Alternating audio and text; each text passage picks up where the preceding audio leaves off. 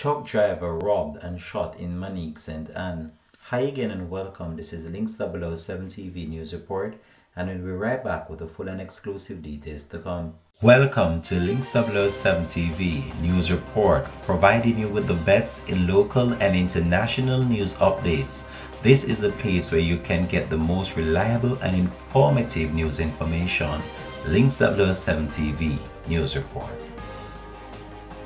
Welcome back and thanks for joining us. This is Links 007 TV News Report. A truck driver was robbed of his vehicle and cash before being shot and wounded in Manique, St. Anne on Thursday afternoon. The injured man, who is said to be 47 years old and is reportedly from Lindsay, St. Catherine, has since been hospitalized in serious but stable condition.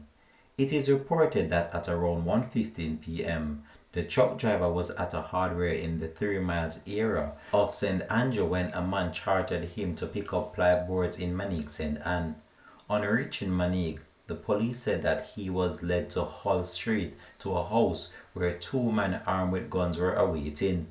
Police report are that the gunman attacked and robbed the driver of $35,000 in cash, his license, and his Isuzu motor truck, which was reportedly valued at $2.5 million.